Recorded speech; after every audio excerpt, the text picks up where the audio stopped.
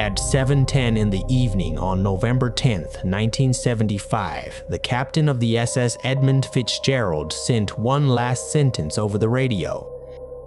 He said, "We are holding our own." 10 minutes later, the largest ship on the Great Lakes vanished from the radar of a vessel 10 miles behind her. No distress call, no bodies, 29 men. This is the story of how a ship the length of 2 football fields, loaded with 26,000 tons of iron ore pellets, sank between one radio call and the next, in clear weather, on a known route, with help less than 17 miles away. It is also the story of 4 official investigations that produced 4 different answers. And the recording, made the day after by the only captain who watched it happen. A recording that, 50 years later, the public record still cannot put to rest. The Edmund Fitzgerald was launched on June 7, 1958 at River Rouge, Michigan. She was 729 feet long. The biggest ship on the Great Lakes, the men who sailed her called her Mighty Fitz. For 17 seasons she ran taconite ore, iron pellets bound for the steel mills, from Superior, Wisconsin to the lower lakes. She set 6 seasonal records. She was the flagship of her fleet, and her captain, Ernest McSorley, was 63 years old, an old hand on the lakes, the kind of master who almost never turned back for weather. On the afternoon of November 9, 1975, the Fitzgerald finished loading at Burlington Northern Dock No. 1 in Superior, Wisconsin. 26,116 long tons of taconite. Destination: a steel mill near Detroit. She left port at 2:15 in the afternoon. A second freighter joined her, the Arthur M. Anderson, under Captain Bernie Cooper, bound for Indiana. 2 ships, 1 route, the standard track across the lake. By 7 that evening, the National Weather Service had issued gale warnings for Lake Superior. The forecast said the system would pass south of the lake by morning. The forecast was wrong. By 1 o'clock in the morning on November 10th, the Fitzgerald was in a winter storm, 52 knots winds, 10-foot seas. McSorley turned northward, looking for the lee of Isle Royale, and told another freighter, "We're gonna try for some lee from Isle Royale." By 2 in the morning, the gale warning was upgraded to a storm warning. By 2 o'clock the next afternoon, the Anderson, by then 16 miles behind, lost visual contact with the Fitzgerald in a snow squall. From that point on, the 2 ships only knew each other by radar and radio. At 30:30 in the afternoon, McSorley radioed the Anderson. The Fitzgerald had a problem. She had lost 2 wind covers and a fence railing. She was taking water. She had developed a list. 2 of her 6 bilge pumps were running continuously.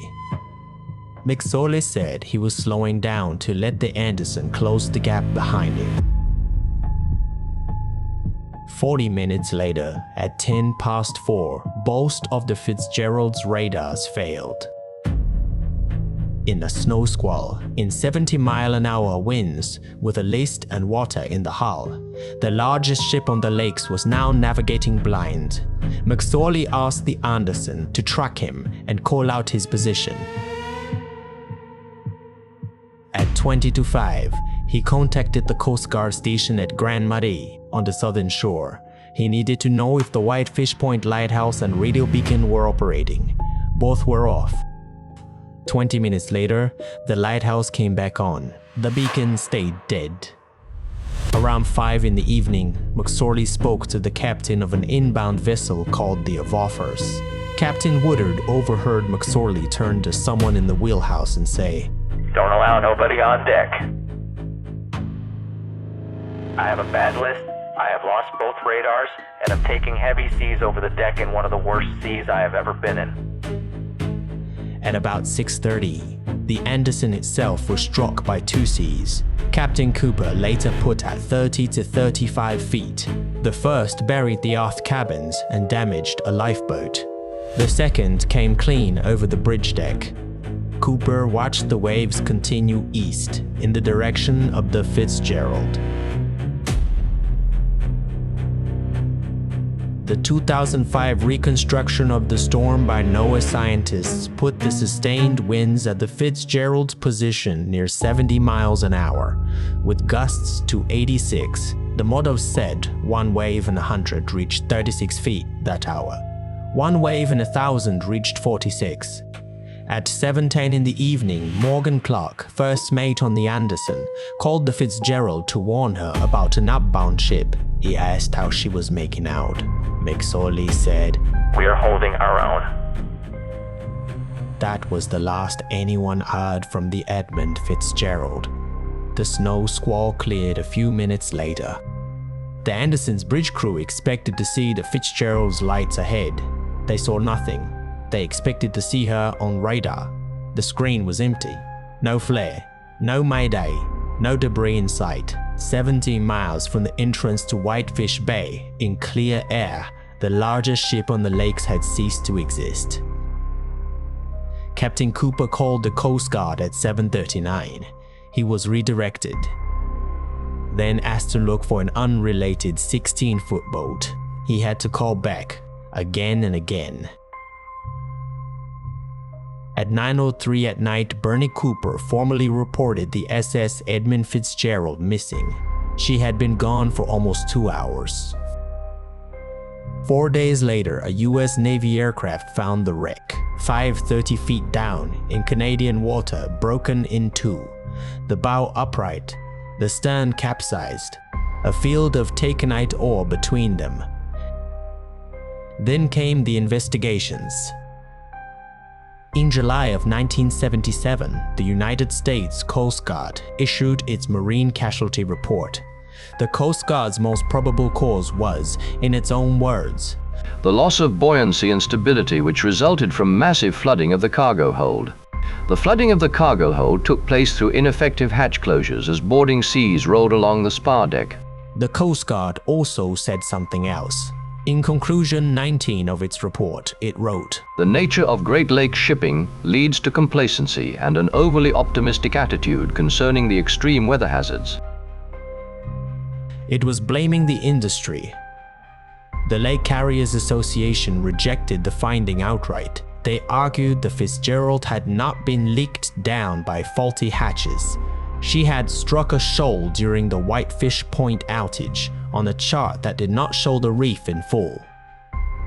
In May of 1978, the National Transportation Safety Board issued its own report. Same hatch covers, different mechanism.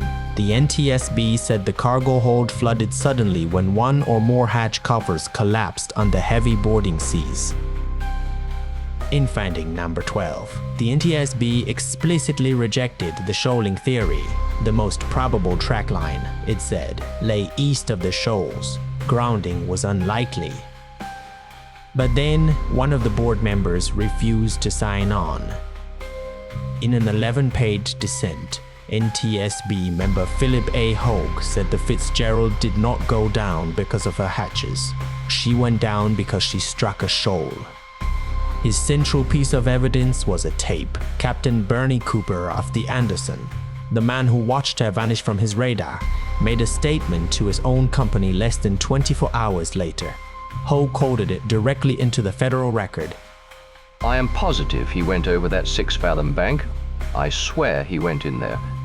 God, he was about 3 miles off the land beacon.